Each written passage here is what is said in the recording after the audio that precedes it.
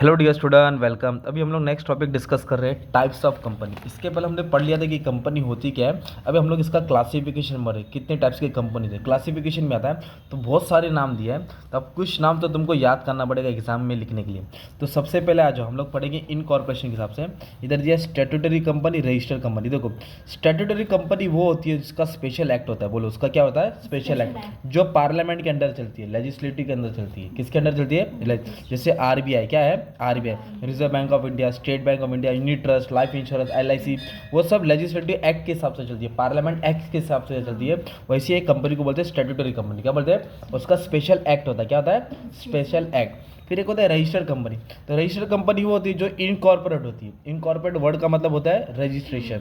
किसके under register होती है? कंपनीज एक्ट 2013, कंपनीज एक्ट 2000, तो उसको बोलते हैं रजिस्टर्ड कंपनी। क्या बोलते हैं उसको? ये दो तुम्हारी कंपनी हो गई।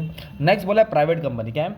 तो प्राइवेट से नाम से मालूम पड़ता है इसमें कोई बाहर का नहीं रहेगा, प्राइवेट लोग रहेंगे। क्या लग रही है? प्राइवेट, मतलब पब्लिक नहीं रहती है। प्राइवेट बोले तो पब्लिक रहती नहीं है। तो इसमें क्या होता है प्राइवेट कंपनी में? इसमें रिस्ट्रिक्ट रहता है, रिस्ट्रिक्शन रहता है। ना मेंबर्स बढ़ा सकते, ना हम शेयर्स ट्रांसफर कर सकते। मिनिमम 2 मेंबर रहेगा और मैक्सिमम कितना रहेगा? 200। और ये पब्लिक को इन्विटेशन देता नहीं है शेयर्स खरीदने का। प्राइवेट बोले तो प्राइवेट रहेगा, उसके आगे कंपनी का आगे प्राइवेट लिखा रहता है। क्या लिखा रहता है? पब्लिक उसका उल्टा रहता है। उसका सेक्शन क्या दिया है? Sub section 271। There is no restriction transfer of share. आप शेयर ट्रांसफर कर सकते हो, किसी को भी बेच सकते हो। Minimum number of membership should be 7। Minimum कितना है? 7। और मैक्सिमम कितना है? No limit, maximum. पर प्राइवेट कंपनी में मिनिमम 2 और मैक्सिमम 200। और minimum paid up share capital, मतलब कम से कम उतना शेयर्स होना चाहिए। और ये किसी को मना नहीं करता, इन्विटेशन के लिए रोकता, पब्लिक से पैसा लेता है, उसको ही बोलते हैं पब्लिक कंपनी। और 1% कंपनी वो कंपनी है जिसको संभालने वाला एक बंदा रहेगा। कितना बंदा रहेगा? तो concept of 1% company was introduce through companies act में लेके आता है। It is operated by single promoter. पूरी कंपनी का पूरा करता धरता एक बंदा रहेगा। करता धरता क्या रहेगा?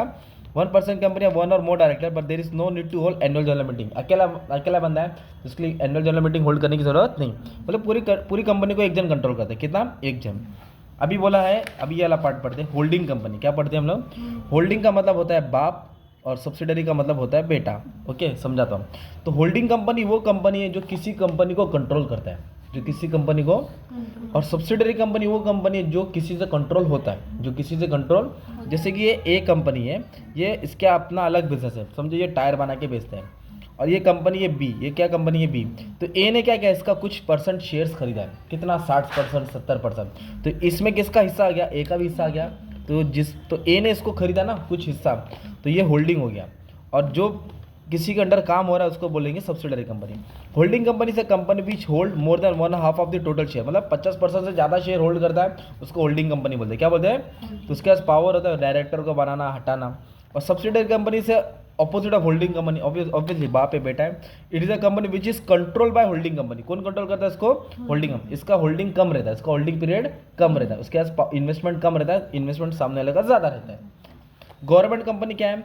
एक ऐसी कंपनी रहेगी जिसमें 51% पैसा गवर्नमेंट करेगा। बोलो 51%, और 49 अदर्स करेगा, जैसे बीपीसीएल, एचपीसीएल, ये सब गवर्नमेंट कंपनी। क्योंकि इसमें 50% होल्डिंग गवर्नमेंट का। किसका है? गवर्नमेंट बोलते स्टेट गवर्नमेंट, सेंट्रल गवर्नमेंट रहेगा ना। ओके, ये सब याद रखने का। फिर दिया है फॉरेन कंपनी। क्या दिया है? तो नाम से मालूम पड़ा कि कंपनी बाहर की है पर ऑपरेट किधर हो रही है? इंडिया में हो रही है। Foreign company means company incorporated outside India. Registration किधर है? बाहर, but having place of business in India, पर बिजनेस किधर करा वो? इंडिया। जैसे नेस्ले कंपनी बाहर का है, बाटा है ना, ऐसा।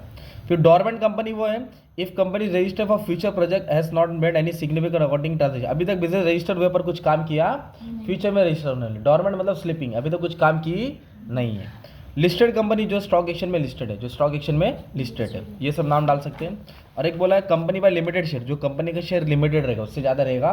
कंपनी आर्टिकल्स बनाएंगे इतना ही शेयर इश्यू करेगी, उससे ज़्यादा शेयर इश्यू करेगी नहीं। गारंटी का मतलब होता है जिस type of company may not have share capital, each member promise to pay fix sum. इधर बंदे लोग क्या लेंगे? मैं इतना पैसा लेके आऊँगा, शेयर्स नहीं लेके आऊँगा, पैसा लेके आऊँगा। क्या लेके आऊँगा?